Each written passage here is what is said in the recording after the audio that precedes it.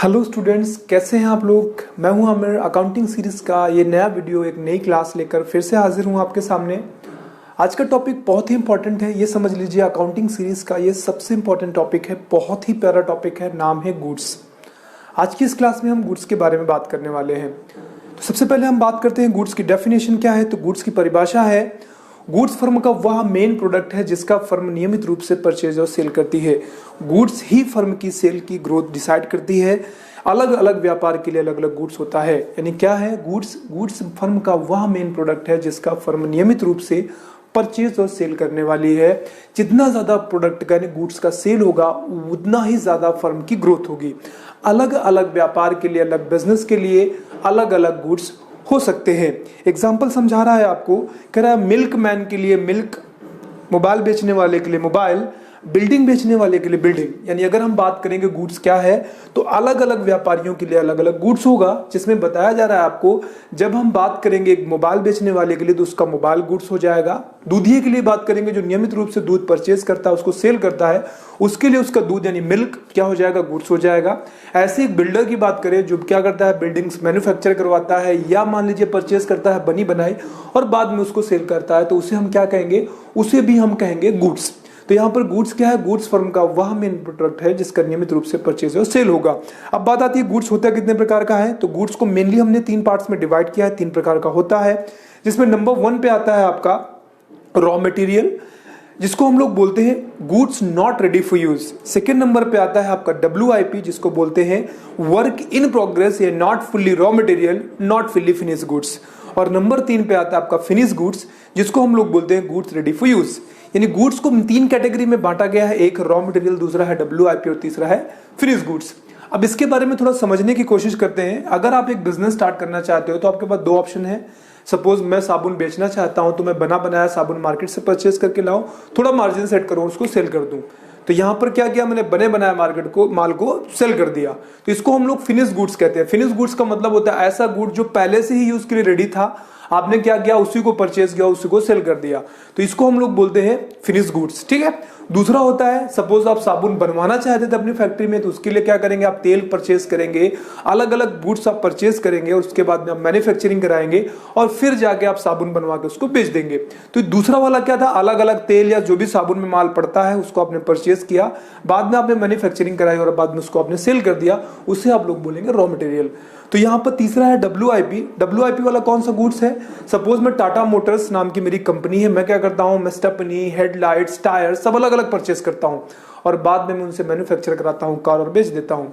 अब मैंने क्या किया, मैंने स्टेपनी, टायर्स और काफी कुछ असेंबल करा रहा हूँ मैं वर्कशॉप में अपने। अभी तक पूरी तरह से कार रेडी नहीं हुई है मेरी, कुछ काम हो गया है, कुछ काम बाकी है। तो अब वो ना तो रॉ मटेरियल है ना ही फिनिश गुड्स है। फिनिश गुड्स तब होगा जब वो यूज के लिए रेडी होगा, जब पूरा फिनिश आ जाएगा, और ना ही वो रॉ मटेरियल, क्योंकि जब रॉ मटेरियल था तो सब कुछ अलग अलग था। तो कैसे, ऐसे बीच के प्रोडक्ट को हम लोग WIP बोलते हैं, वर्क इन प्रोग्रेस। तो गुड्स तीन प्रकार के हो गए, रॉ मटेरियल, WIP और फिनिश गुड्स। अब बात करते हैं हम सर्विसेज की। सर्विसेज क्या होती हैं, देखिए कई सारी ऐसी फर्म होती हैं जो गुड्स में डील नहीं करती बल्कि उनकी जगह पे अपनी सेवाएं देती हैं, और उसकी जगह पे जब ये सेवाएं देती हैं तो उसके बदले कुछ पैसे लेती हैं, और ये सेवाएं उनके लिए गुड्स का ही काम करते हैं। जितनी ज्यादा वो अपनी सर्विसेज देते हैं उतनी ही उनकी फर्म की इनकम हो जाती है।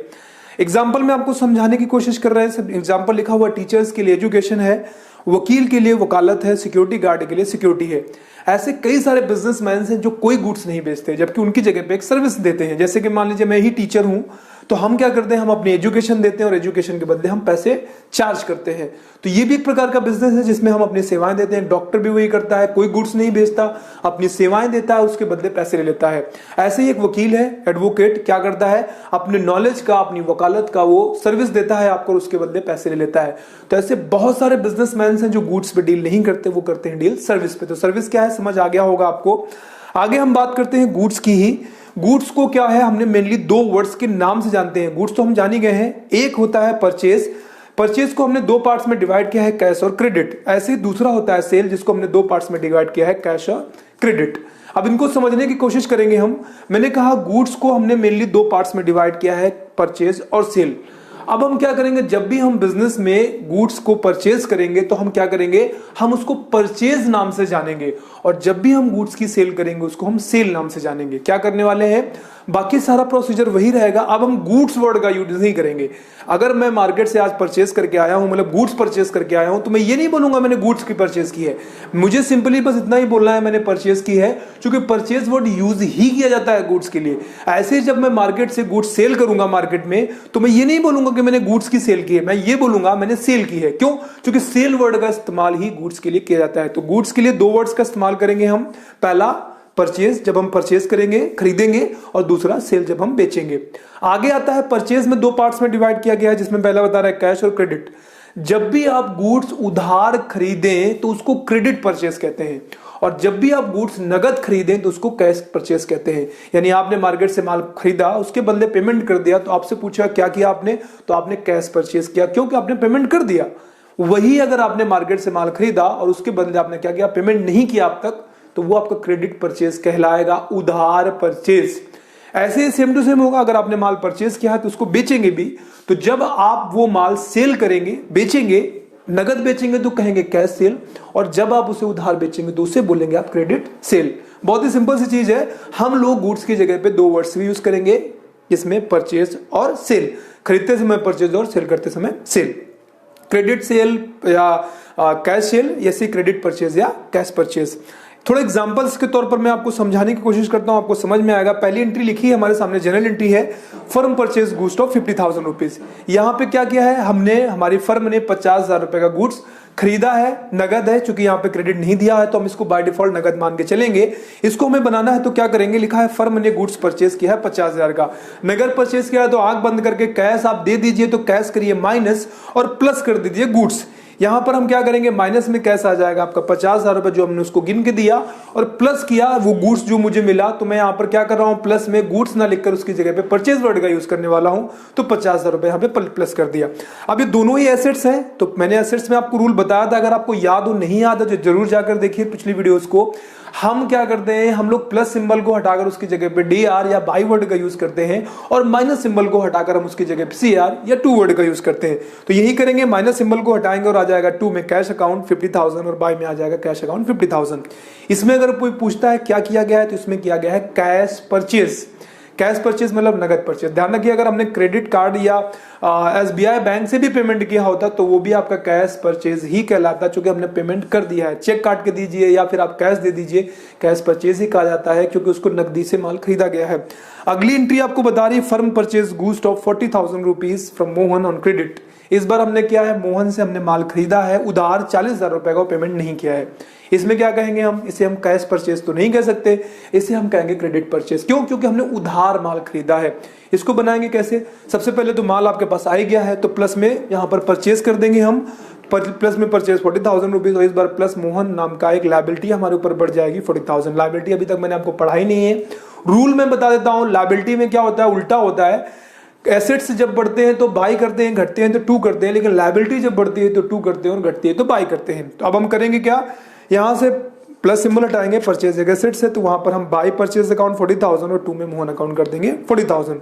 दूसरी एंट्री में क्या हुआ है, दूसरी एंट्री में हुआ है आपका क्रेडिट परचेज, और पहली एंट्री में हुआ है आपका कैश परचेज। ऐसे सेल की दो एंट्रियां देख लेते हैं। पहली एंट्री आपके सामने स्क्रीन पे दिख रही है, फर्म सोल्ड गुड्स ऑफ 50,000। 50,000 रुपए का गुड्स हमारी फर्म ने बेचा है, नगद है, तो सबसे पहले कैश ले लीजिए। तो यहां पर आ जाएगा, क्या हुआ, माल माइनस कर दिया, तो माइनस में सेल्स हो गया आपका 50,000 रुपीज, और प्लस में कैश उसके बदले आपको मिल गया तो हो गया 50,000। दोनों ही एसेट्स है, तो माइनस सिंबल हटाइए, टू लगाइए, और प्लस सिंबल हटाइए, बाय लगाइए। तो ये आपका बन जाएगा, बाय टू में हो जाएगा सोल्ड अकाउंट 50,000 रुपीज, और बाय में आ जाएगा कैश। इसमें क्या हुआ, इसमें हुआ कैश सेल। ऐसे ही अगली एंट्री जो हमको बता रहा है, firm sold goods of 40,000 to Mohan on credit.